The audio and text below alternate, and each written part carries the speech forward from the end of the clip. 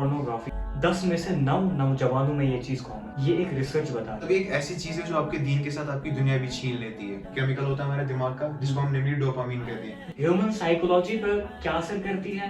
इससे खत्म होने से जो एसिटाइल कोलिन होता है जो ये बनाता है वो भी खत्म हो जाता है, जिसकी वजह से इंसान का स्ट्रेस बढ़ जाता है। जो हमारा दीन इस्लाम है ये खास किसी वक्त के लिए नहीं आया है, ये कयामत तक आया है। थोड़ा सा आप स्क्रॉल करें, मतलब 3-4 स्क्रॉल के अंदर ही आपको कोई फहश चीज दिख जाएगी। मतलब इतना ज्यादा मतलब कॉमन हो गया है वेस्टर्न इन्फ्लुएंस की वजह से।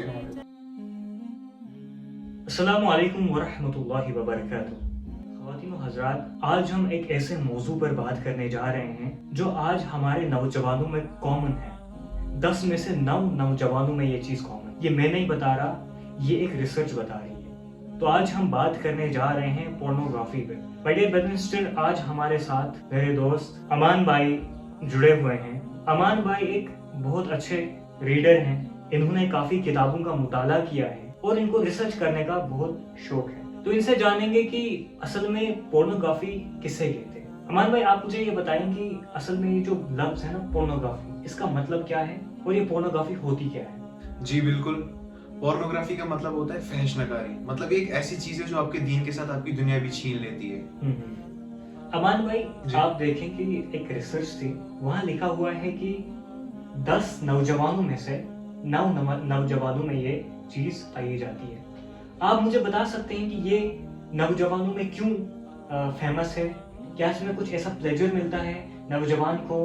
क्या मिलता है इस चीज को देखकर नौजवान को? उस सब के बताने से पहले मैं आपको इसके साइंटिफिक रीजन बताना चाहता हूँ। एक केमिकल होता है हमारे दिमाग का जिसको हम नेमली डोपामीन कहते हैं। डोपामीन यानी था namely pleasure chemical, feel good chemical. हाँ जी, एक ऐसा केमिकल है जब भी हम कोई प्लेजरफुल एक्टिविटी करते हैं, जैसे हमने किसी खाने के बारे में सोचा, हमने वो खा लिया, कोई हमारा काम जो था बन गया या किसी चाहने वाले से मिल गए, तो हमारे दिमाग में केमिकल रिलीज होता है। ये केमिकल जब बहुत ज्यादा कोई अच्छा काम हमारा हो गया या करते हैं तो हमारे दिमाग में टोटल 50 मिलीग्राम रिलीज होता है। क्या 50 मिलीग्राम। लेकिन जब हम ऐसी कोई फहश नकारी या ऐसी पोर्नोग्राफी ऐसी चीजें देखते हैं तो हमारे दिमाग में 50 मिलीग्राम एक टाइम पे रिलीज होता है, जो कि हमारे दिमाग में क्या बोलते हैं डोपामाइन रिसेप्टर्स को एक तरह से खराब कर देता है। क्योंकि आज के टाइम पे इंसान जो मतलब बहुत ज्यादा अच्छा काम जिसको बहुत ज्यादा खुशी दे, वो मतलब उस टाइम पे टोटल 10 मिलीग्राम रिलीज करता है। लेकिन 1 मिनट फोन पे आपको ये चीजें देखने से आपको 50 मिलीग्राम तक रिलीज हो जाता है डोपामाइन, जो कि हमारे ब्रेन के लिए बहुत अच्छा नहीं है।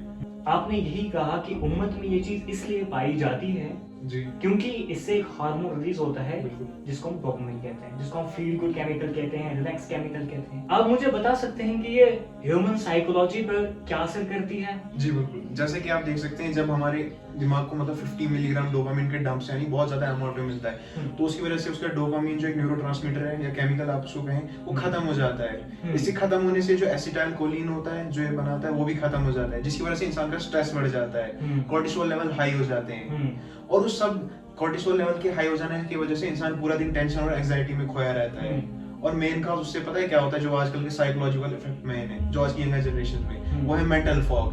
कुछ करने का सोचे लेकिन ये पता नहीं कैसे करना है। पढ़ना कभी सोचा पढ़ेंगे लेकिन ये पता नहीं है कैसे पढ़ना है, बस सबसे पूछ रहे थे कैसे पढ़े कैसे पढ़े, लेकिन कभी कोशिश नहीं करता है इंसान पढ़ने की। पूरे दिन मतलब मन में फॉग छाया रहता है। यानी अगर देखा जाए आजकल ये तो हर एक यूथ में ये चीज पाई जाती है और इसी की वजह से यूथ में काफी सारी बीमारियां भी, जैसे आपने कुछ गिनाई जी, उनमें से मेन रीजन हो सकता है बाइपोलर डिसऑर्डर, स्किज़ोफ्रेनिया, ऐसी कुछ बीमारियां। जी मैम। पोर्न एडिक्ट की एक डॉक्यूमेंट्री है और ये शख्स हैं, ये यूएसए के हैं। जी, फरमाते हैं कि मैं दिन में 17 से 16 घंटे पोर्न देखता था और इस पोर्न देखने की वजह से मेरे जो फैमिली रिलेशनशिप थे वो खराब हो गए। मुझे अपने रिलेटिव्स के साथ जो रिलेशनशिप था वो खराब हो गया।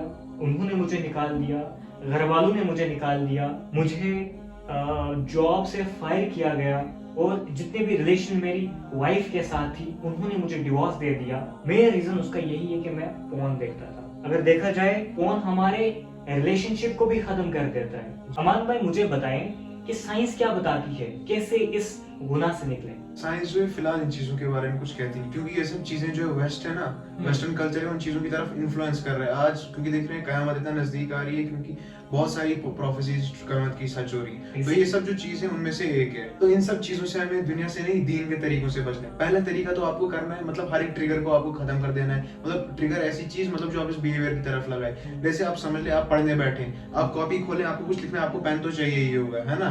वैसा ही इसके लिए ट्रिगर सबसे पहले आप वैसी चीजें छोड़ दें जहाँ की क्या आपसे मतलब इन जगहों पे जाते हैं, जैसे कि कोई वेबसाइट्स ऐसी है, जैसे कोई सोशल मीडिया वैसी वेबसाइट जहाँ से आप इन्फ्लुएंस होते हैं इन चीजों के लिए, वो छोड़ दें। जब भी आपको कुछ ये देखने का मन करे तब जाके आप कुछ और एक्टिविटी कर लें। जैसे नौजवानों की बात कर ले, जैसे अगर आपको पोर्न देखने का मन करे आप 10 पुशअप लगा लें, एग्जैक्टली। तब आपको मतलब तब आप थोड़ा थक जाएंगे तो सोचेंगे नहीं छोड़ देता हूँ। या फिर अगर आपको ये देखने का मन पड़े तो वुजू कर लें, कुरान शरीफ पढ़ लें, कुछ हदीस अच्छे से पढ़ लें, या किन्हीं आलिम से बात कर लें अगर आपको ज्यादा दिक्कत आ रही है, या किसी बड़े से बात कर लें। अल्लाह ताला सूरह नूर में फरमाते हैं, ए नबी जी अपने मर्द और अपनी औरतों से कह दीजिए कि अपनी नजरें झुका ले और अपनी शर्मगाह की हिफाजत करें। अमान भाई आप देख लें, जो हमारा दीन इस्लाम है ये खास किसी वक्त के लिए नहीं आया है, ये कयामत तक आया है। जाहिर सी बात है कयामत तक जितने भी फितने आएंगे उन फितनों के बारे में अल्लाह ने पहले कुरान में आगाह कर दिया और नबी करीम सल्लल्लाहु अलैहि वसल्लम ने हमको बताया कि उन फितनों से कैसे निकलना है। तो अब कुरान की आयत ही देख लें, सूरह नूर की जो अभी मैंने बयां की। अभी बात को समझ लें आप, जब अल्लाह ताला ने ऑर्डर किया तो उसको हमने करना ही करना है। अगर हम उस ऑर्डर को पूरा ना करें तो हम गुनाहगार हो सकते हैं। बेशक जी। तो इसीलिए हमारा फोन जो अभी है, जो अभी आपने बताया कि यहाँ भी वही रूल अप्लाई होगा। जो ही कोई वर्गस टाइप की कोई ऐड आ गई या कुछ ऐसी चीज आ गई जिसकी वजह से आप कहीं ना कहीं उस डायरेक्शन में जा रहे हैं, तो आप वही अपनी नजरों की हिफाजत करें तो आप फलाह पा जाएंगे। जी बेशक। जी जाने से पहले मैं आपको इमाम हम्बल का एक किस्सा बताना चाहूंगा। एक दिन इमाम हम्बल चल रहे थे रास्ते में चलते चलते हवा मतलब बहुत तेज हो गई। एक औरत चल रही थी, एक खातून चल रही थी, उनको बुरका लगा हुआ था, उनको हवा से वो बुरका उड़ गया। इमाम हम्बल ने उन औरत का टखना देख लिया, क्या टखना।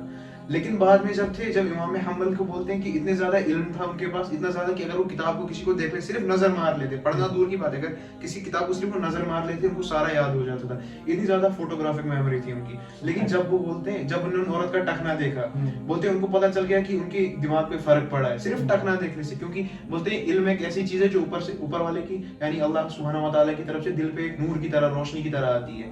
और ये सब चीजें जो दुनियावी चीजें जो है, हमें नजरें जो है हमें इन चीजों से मतलब इस नूर को कम कर देती है। वैसे इमाम हम्बल के किस्से से हमें पता चलता है कि जो भी हो जाए हमें अपनी नजरों पे हमेशा काबू रखना चाहिए। Last but not least, being a student, students कहते हैं कि हमको सबक लेसन जो होता है वो याद ही नहीं होता है, और जो ही हम पढ़ना चाहते हैं हम उसको उस गोल को पूरा ही नहीं कर पाते। रीजन तो बहुत सारे हो सकते हैं, बट अकॉर्डिंग टू मी मैं रीजन यही 4 चीजें देखना, चाहे वो पोर्नोग्राफी हो, चाहे वो टीवीज सीरियल्स ऐड वगैरह वो हो, चाहे वो कोई मूवीज हो। जैसे आप देख लें, आप अपना फोन ही हाथ में उठा लें, आप YouTube जैसा कोई भी ऐप खोलें, आप देखें, थोड़ा सा आप स्क्रॉल करें, मतलब 3-4 स्क्रॉल के अंदर ही आपको कोई फहश चीज दिख जाएगी। मतलब इतना ज्यादा मतलब कॉमन हो गया है वेस्टर्न इन्फ्लुएंस की वजह से हमारे ऊपर। जी, मेरा रीजन यही है, 4 चीजों को छोड़ दें। तो इंशाल्लाह इस पूरी सीरीज में इंशाल्लाह हम डिफरेंट चीजें आपसे शेयर करेंगे कैसे निकलना है। तो आज के लिए इतना ही, इंशाल्लाह मिलते हैं अगली वीडियो में। तो इंशाल्लाह अगली वीडियोस में हम इसके साइड इफेक्ट कुछ शेयर आपसे करेंगे, और बाकी इंशाल्लाह बाकी एपिसोड्स में देखते रहिए। अस्सलाम वालेकुम व रहमतुल्लाहि व बरकातहू।